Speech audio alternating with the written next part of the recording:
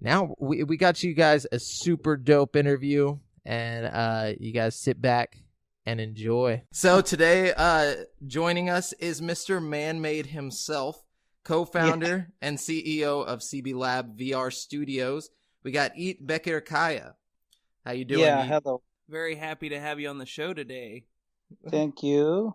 I'm also very happy. So, why don't you start by telling us a little bit about yourself and your game studio and your game itself?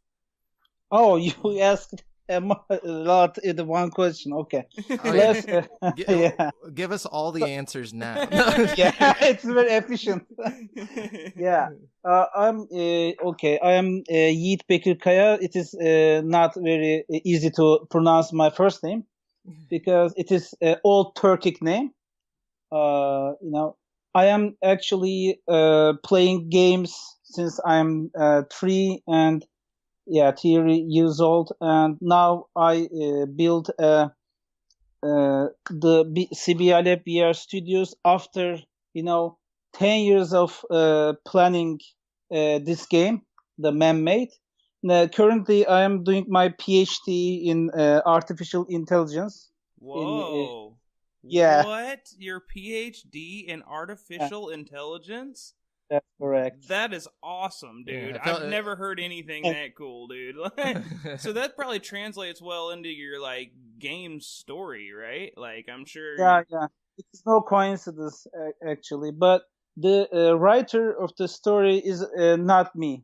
I have a friend called Berkay.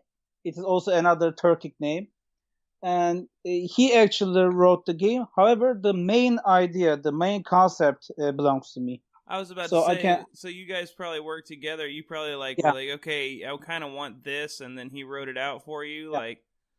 Wow, cool. I was like producer, CEO.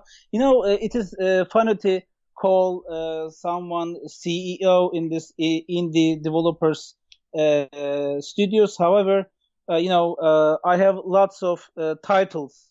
Like creative director, game director, project manager, lots of titles. So it is very common in indie game studios.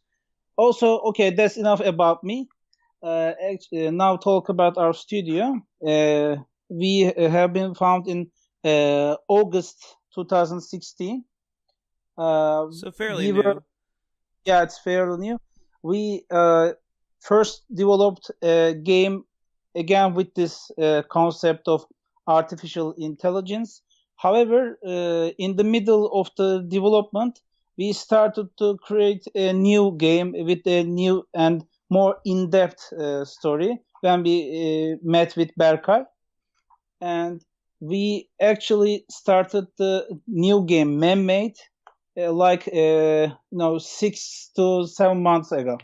Okay, so whenever you say the game was basically being cooked up for 10 years, what aspects of the game have been on your mind for 10 years, Yeah. Like what about it were you plotting and stuff 10 years ago? Yeah. The thing is actually when I played the Quantic Dreams, Far Night, Indigo Prophecy. Oh, yeah. Great game. Yeah. That was the one of the most fantastic game in game history, I believe, because it was like the first thematic adventure game in this genre. And when I played this game, I was like, I have to make another one, Yes. Because there were no other game like that. There were of course adventure games, but none of them made you feel like it is a movie. Yeah, I love Quantic Dreams. It's funny you would say that. I'm actually playing Beyond Two Souls right now. That's another great game. Man, they're such a great storytellers. I'm really looking forward to that one game they've got coming out, Detroit Become Human. Yeah, you know what I mean? Yeah. I love that style of game, and it excites me that you say that. So this is going to be more of a narrative-driven type game. That's correct. So sometimes people say, "Oh, you're just stealing from Detroit Become Human," because the ideas are very similar to each other. Because I was inspired first from the Quantic Dreams, but 10 years ago, not right now.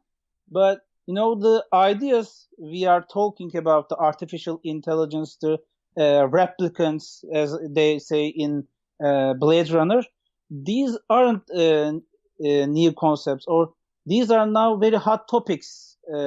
So it is very likely that we come up with a similar game. Yeah. Yeah, but the still, funny thing even is, the art direction looks different. You see your robots and stuff. They have like the lifelike, AI things. I don't know. It to me, it looks like a similar idea, but with totally different execution. You know what I mean? I think we're gonna get two different games here. You know what I mean? Like exactly. I wouldn't be too worried about that. I'm excited to see it, especially in VR. You know what I mean? Like that's a whole nother layer to it. You know what I mean? People are gonna wish they had Detroit Become Human in VR. You know what I mean? Like. So, go ahead and give us like a quick little synopsis of the game itself. Sure. So, first of all, you will play in different parts of Istanbul and also in Boston. There's a lab that the initial technology has been developed. So the thing is, the world has changed very dramatically with the development of advanced AIs and biotechnology. So AI become a very common thing and an inseparable part of our lives. So our protagonist, William Kahn Roberts, Kahn is another Turkic name, was a genius artificial intelligence developer. He was graduated from MIT, and he was the advocate of the artificial intelligence progress. However, things went upside down when there's an accident about a loved one of Khan, and now because of the behavior of this artificial intelligence just he created, he is now the worst enemy of the AI. Okay. Yeah. So he starts out, he's kind of like, almost a creator of his own problem here. And then, so like, what have you guys expanded on what the accident is, or is that saved as like a mystery for the game? Yeah, we tend to keep it as a mystery. You will actually experience it in the beginning of the game. Okay. Okay, so it's gonna be one of those big moments. That's exciting. Yeah. So, you will have lots of feels, etc. You may cry, something like that. Gotcha. So I want to keep it a little bit a secret. And so, I mean, the world that you guys created, I mean, you have a trailer up on the website, and from what I've seen, it's gorgeous. So where does the inspiration for the art come from? That's what I want to know, because I'm catching this whole like RoboCop, like 80s vibe, cyberpunk, feel, and I love that. Like cyberpunk is my thing. iRobot kind of thing going on, Also some Blade Runner vibe, Matrix. Much so. Artificial intelligence film like. So these are actually called cyberpunk, but we are not just focused on cyberpunk. We also have some sci-fi elements in the game, but you didn't see that in the trailer because we want to emphasize a time frame in that game where our protagonist is upside down, broken, and you see there's a filthy streets of Istanbul, but there's a special part of Istanbul where the things went very awry. But there are other parts of Istanbul which is more like utopia, like so it's kind of like a dystopian future overall. Like some parts of the world are really nice, and some parts are like overrun and scary, kind of, I guess. If you are careful enough, you also have to be careful in that game. You will see a poster where our protagonist looks up in the right. It says welcome to the new world. And it is actually a concept art for the better Istanbul, the Maslak concept. Okay. Yeah. You might. Oh, sorry. So I got a question. Okay. This game, so you've compared it already to like Indigo Prophecy, Fahrenheit. Yeah.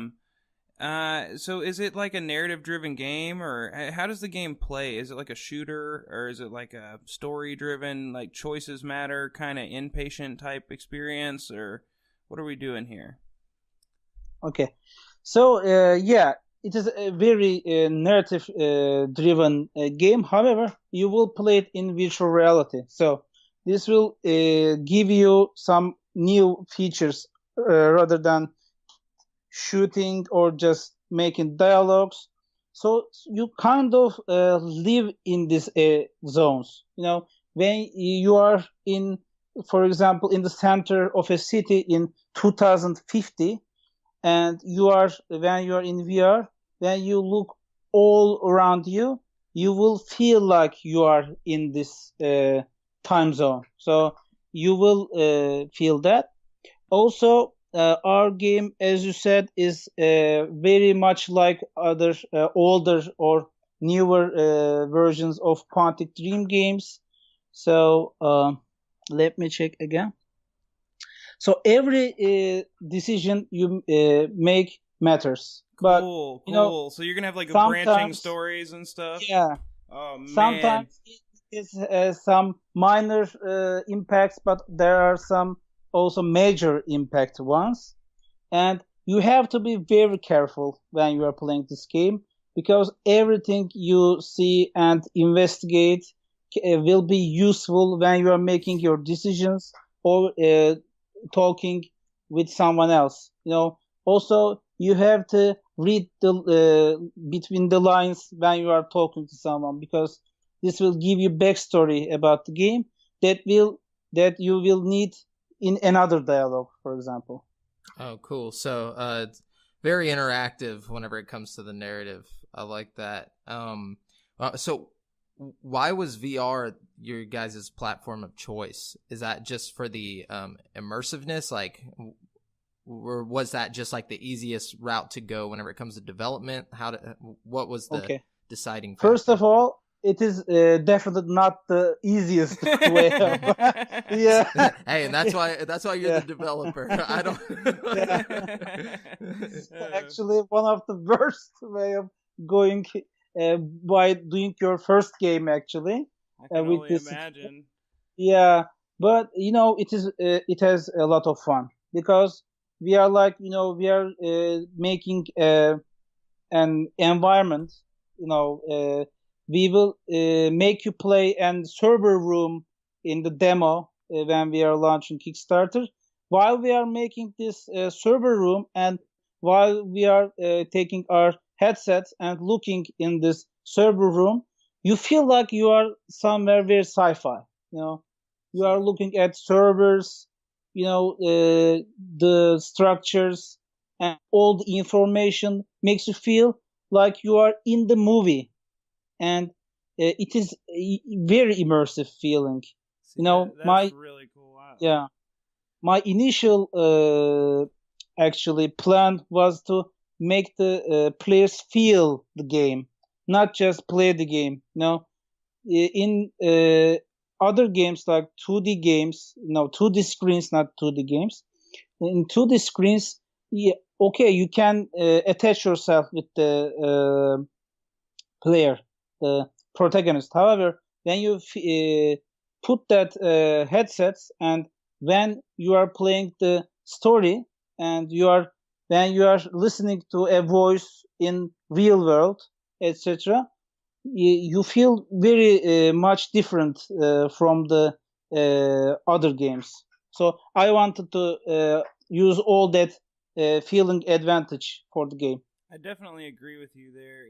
I've played other narrative driven, VR games like Loading Human, and stuff like that. But they didn't have like the decision making system. I think that's really gonna like bump it up to the next level. You know what I mean? I don't know. So here's a question, and this might seem like kind of an obvious one, but I guess this game is going to be in first person, right?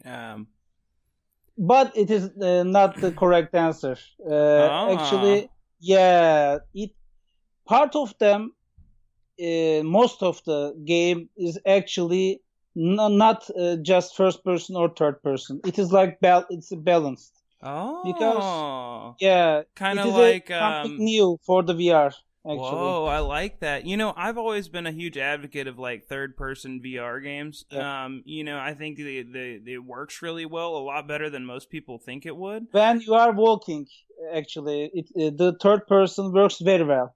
But Wow. when you are investigating something, the first person works very well. So So you we are like, replace the movement in the yeah, game basically with that third mechanic. person. That's how Yeah, you get around the teleporting and stuff. You just, yeah, oh that's correct. man, that's genius. And it probably looks and works really well. Oh, I'm excited. Yeah, Especially you for like will a Quantic also, Dreamsy type game. You know what I mean? yeah, that's correct. That exactly. A cinematic camera, which is designed for VR, is one of our key features. Actually, we also wrote it in the website. Because VR work, we also have a cinematic director in our called Jeff in our team. He designs the cameras one by one, so you are like watching a film like experience when you are walking. Also, there are action sequences when you have some struggles with the enemies. You are, like you have to do some quick time events. You have to hide somewhere, but also there are first person interactions, like you have to look carefully at some object, or you have to do some kind of sound puzzle where you have to move your head and have to think where the sound is coming. So we will have some special puzzles designed for VR. Oh But man. yeah, Yes. also, you will play it in PC or PlayStation. However, there are, of course, special things designed for virtual reality So that you this can this use. will be coming to PlayStation. Yeah. Oh man, that's so good to hear because I only have a PlayStation VR. And you Yeah, know, honestly, I think that this was the mechanic is going to problem. work Yeah. wonderfully with PlayStation VR's like limitations. You know what I mean? With the whole moving around and third person and then switching to first person kind of back and forth. I think and oh man, the quick time events, it's going to be really cool. I'm so hyped about this right now. So also the thing is, you will be playing sitting, because it will be a rather longer game compared to other action games. So So how long are you thinking here? Just out of curiosity, that's one big selling point. Do you know a lot of people? yeah, yeah, of course.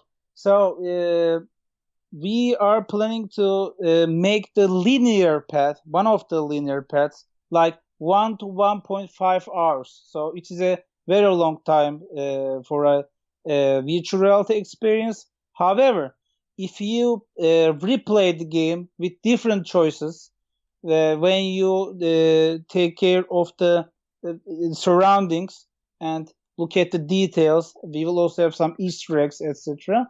It may take up to 3 or 4 hours of gameplay just Okay. for a single episode of the game. So that's like So just for one single. So you could say you have 5 different paths you could take. Like, yeah, that it could be 3 hours per five, like, so technically, is that what you're saying? Or is it more like, overall, like if you did everything in the game, it would take about 4 hours? actually, yeah, if you if you look at all details, if you solve all the puzzles, if you talked all the dialogue options, it will take up to 4 hours or something. And you But said it that's is just just for one a single chapter, episode. right? A single episode, Yeah, yeah. So this is a just single episode. multi-episode type thing. We're gonna get Yeah, 3 episodic. episodes. Oh, Yeah, That's cool! really cool. And so for all these decisions will tie together throughout the episodes. yeah, that's correct. We have already written all the stories, and but we will have some things that we have to think about gameplay. We have to continuously rewrite about the gameplay. Then we test on VR. Then we rewrite the whole thing, etc. But it is a very cumbersome process that you have to change things that doesn't work in VR, or that works very well with the VR. So we add some kind of story there, inject a story, etc. But the whole thing is connected. We will also planning on making a second season, which will be a very different game, but with in the same universe. That's cool. So just expanding. Yeah. We created a big universe actually for the game.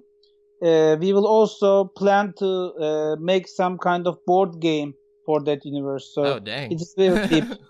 Yeah, y'all are getting into board games now. So my question that I had for you about the characters, I noticed on the site it says that you can either play as William Kahn or Annika, or I'm not sure if that's how you pronounce it, but does that change the story depending on who you play?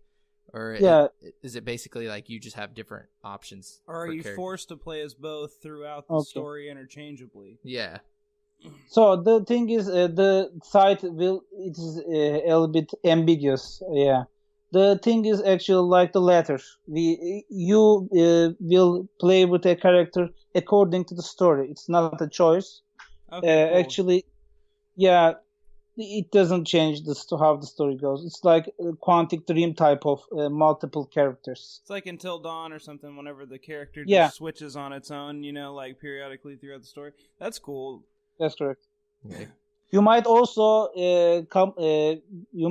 encounter some hidden playable characters. What? So hidden playable characters? That's a pretty big thing to keep hidden. That's kind of exciting. Yeah. You know what I mean?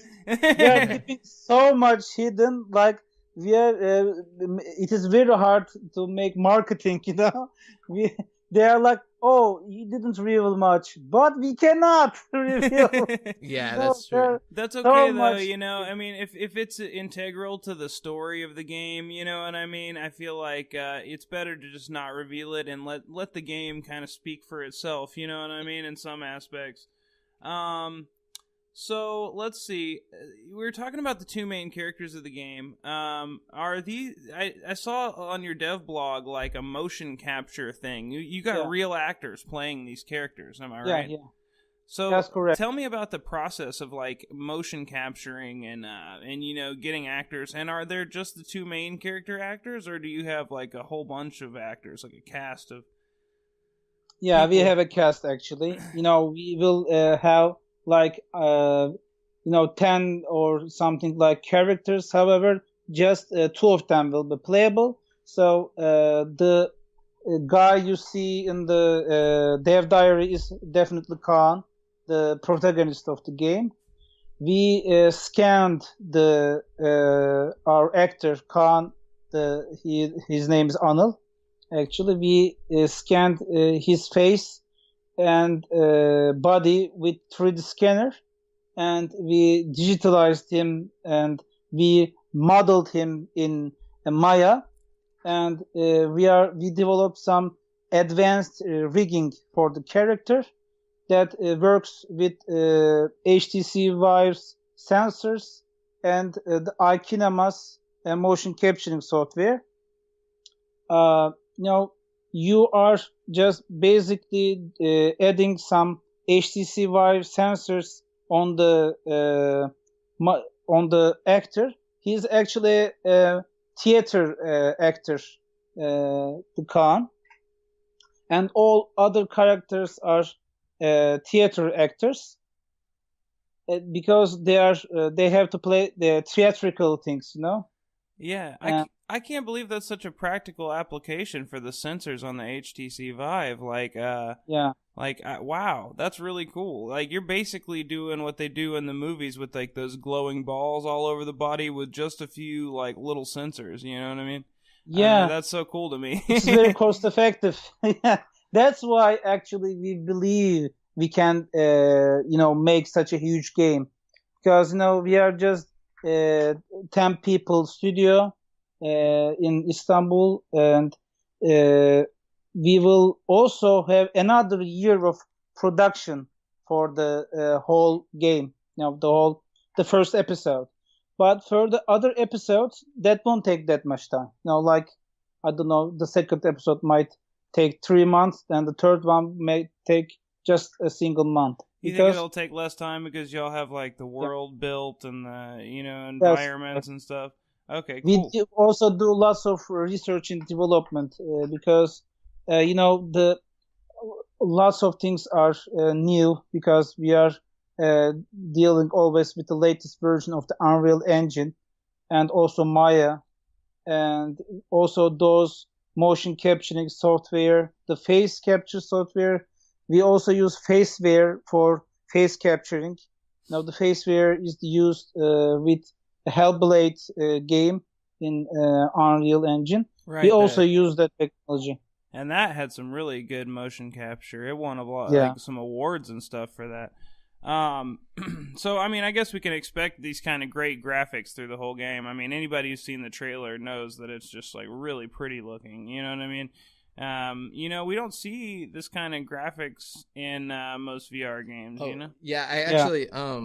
Speaking of which, we had one of our listeners ask a question for you. His name is Hans Yoder, and he was saying that ManMade looks really promising. I think one of the best looking VR games I've seen to date. My question is, what do you think is generally keeping VR games from having more realistic detail? For example, along the lines of Crysis or The Division. All right. The virtual reality is have to have lots of frame rate, frames per second. Right. So you have to be super careful while you are modeling something. Like if you watch the tutorials from the RoboVico, which is provided by Epic Oculus, Games. Yeah, Oculus.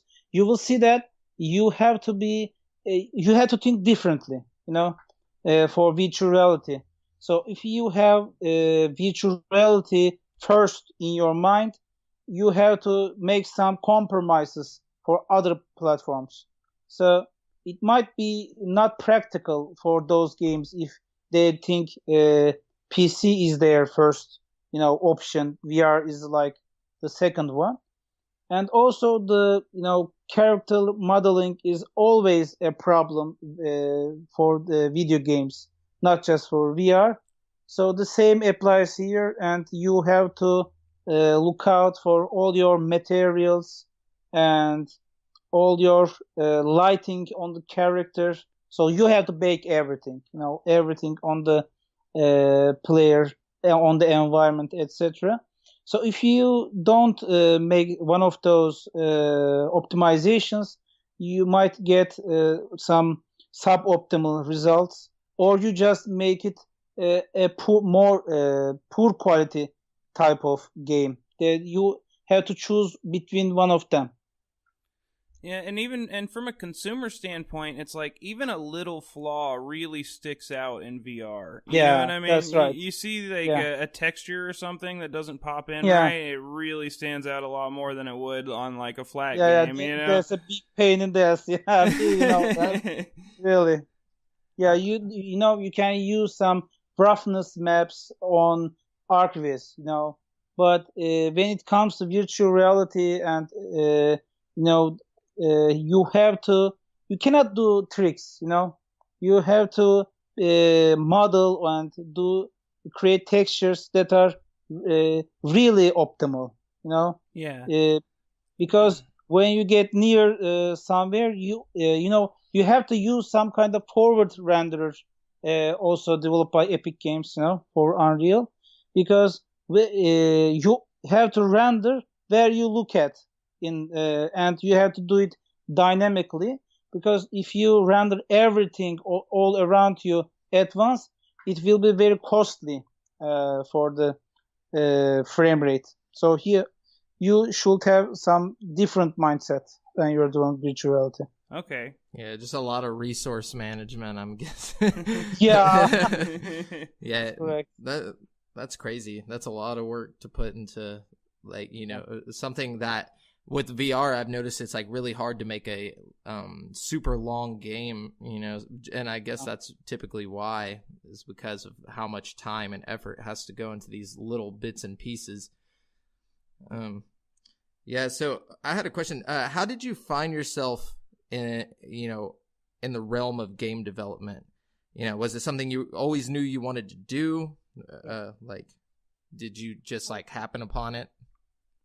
So, as I said in the beginning of the talk, I was playing games since I was 3 years old. And I started developing software when I was 14 years old. So, and when I started developing software, I started with developing games, but in 2014, no, 2004, not 2014, you didn't have the Unreal Engine publicly or other game engines, etc. So I developed my own type of software when I started with this game development. Like a game engine, like yeah, very little versions of the game engines. Whoa. For console screens or also for simple 2D screens. Then in 2006, when I see that Indigo Prophecy game, as I told you, I decided to make another cinematic adventure game. However, I made a pause in university, developed some software projects, artificial intelligence projects. I also became a data scientist. Then, after 10 years, I quit all that and I finally started building my own dream game. So it was like a radical choice. But I believe I had to make it because, the technology and the tendency to play this narrative type of game has increased a lot. So yeah, the market for that is really hot right now. Like, yeah. So I saw the opportunity and jumped right in. Well, I'm happy for you, man. It's great to see that, you're chasing your dreams, and I think it's going to pay off for you in the end.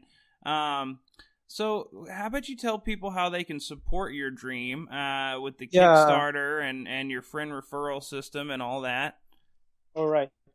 Now, in the end of the February, we are planning to launch our Kickstarter campaign because as I told you before, at the beginning of our studio, we made another game, but we stopped developing it. So we lost a little bit time there.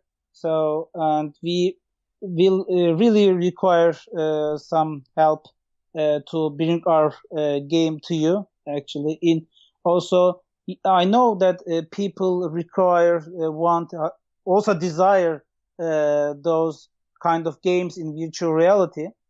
Because for that, we need support. Every penny you give will count, actually. So when we hit our goal, we will have the ability to make a longer game.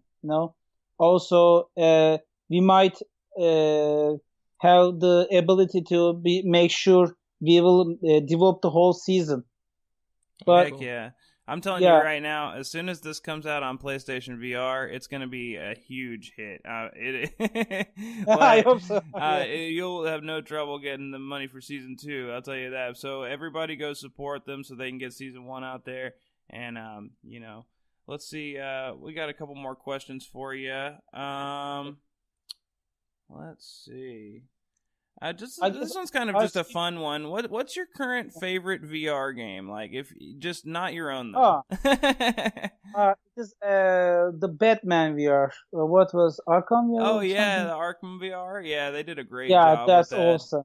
The depth and stuff in that is just wonderful, man. I played on at my home, and it's actually.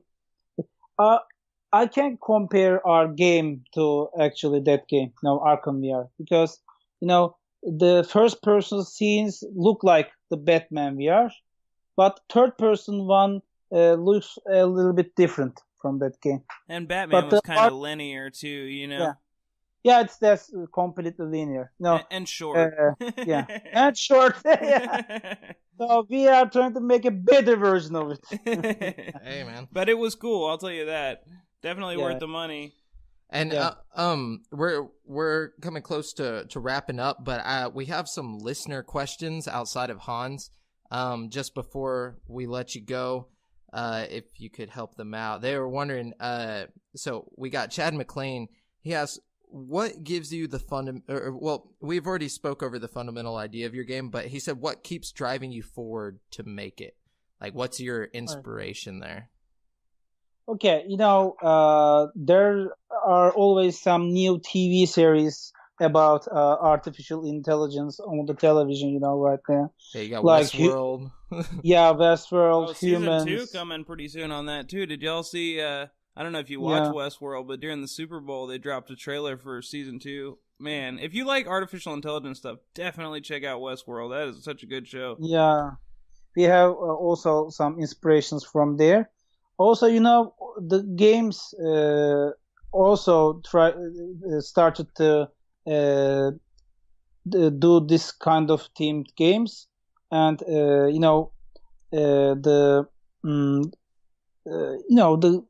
Deus Ex or other type of artificial intelligence games basically differ from us.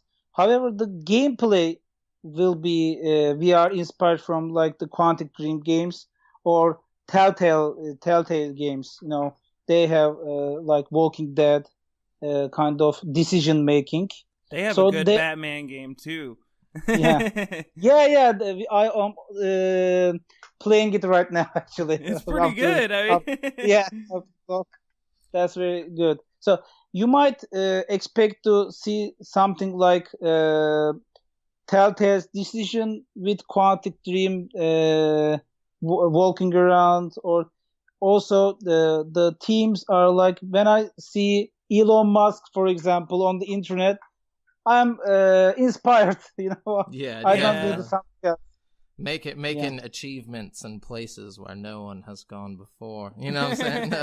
And then one last question from Anthony Hernandez. He says, do you feel that the game community has become increasingly picky over time?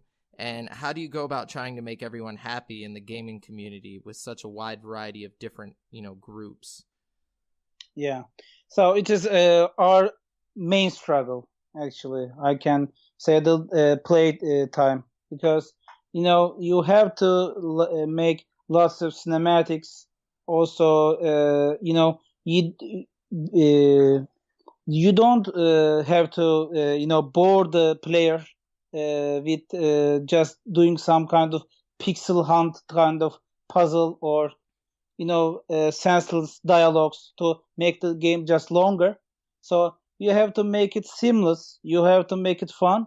But if you make fun about 2 hours in VR, so that's big, So you have to invest a lot to make a game which is more than 1 hour long. So because of that, we just picked another year for development, So it is a huge thing for us since, we are just in the studio. So to make this another year of development, the society become more picky about this thing. So we need extra support, extra backing to make the game that longer, actually. Gotcha. That's awesome. Well, thanks for coming on and talking with us today, Yeet. It's been awesome, and we can't wait to play that's ManMade. my honor. Thank you.